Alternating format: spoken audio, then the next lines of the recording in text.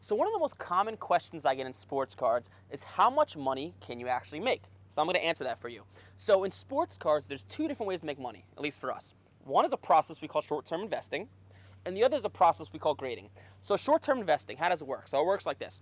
So you could buy a card in the offseason, pretty cheap, and sell it for more when the season's about to begin. And I'll give you an example. So this card of Josh Allen, now when I'm talking, it's June 6th to be exact, and I bought this card in April for about $2,000, so about 2 months ago. And I'm going to sell this card in about July or August for $3,500. So how am I going to be able to do that?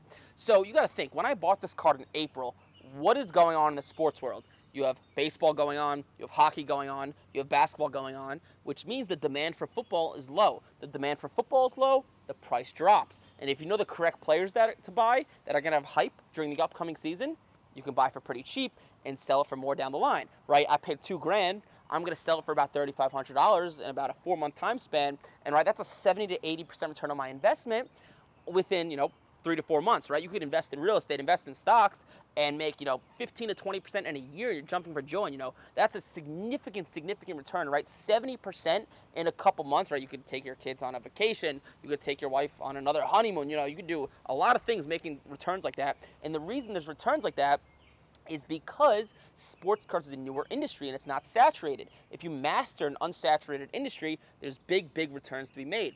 Which brings me to the next point. So the other process we use is a process we call grading. So kind of how grading works is like this. You could buy a card, send it to the grading company, either PSA or Beckett, those are the two biggest companies, and you could double or triple your money if that card grades well within a couple weeks, right? Sounds too good to be true. But it's a little bit easier said than done, right? You need to look at the corners, the edges, the centering, the surface, the autograph, and I'll give you another visual. So this other card of Josh Allen, I paid $300 for this card, and I sent it to PSA, as you can see, and it got a PSA 10. And now it's worth about $1,000, right? Paid $300, worth $1,000 now. And the beautiful thing about that, it's one card, right? What if you're buying 5 cards a week, 6 cards a week, 10 cards a week, right? You can kind of see how the money starts to pile on top of each other. So it's very lucrative grading and short-term investing. And the beautiful thing about it, it's scalable, right? So going back to short-term investing, this card of Josh Allen, this is just one card of $2,000. I have about $40,000 to $50,000 invested in Josh Allen, and that $40,000 to $50,000 is going to turn into about $80,000 to $90,000. Now, the next point I want to bring up. So you should be asking yourself, Eric, why are you teaching this? Why are you giving away all these secrets? And the reason I give away these secrets is, one, I love teaching, and two, there's just not enough cards out there for me to buy. There's too many cards out there for me to buy. So I could do this myself, which I do. I do it to the fullest extent, but there's thousands and hundreds of thousands of cards to make a lot of money on.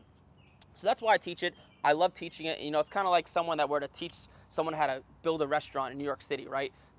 There's a lot of mouths to be fed in New York City. So that's kind of why I teach it. That's how much money you can make on sports cards and kind of how we do it.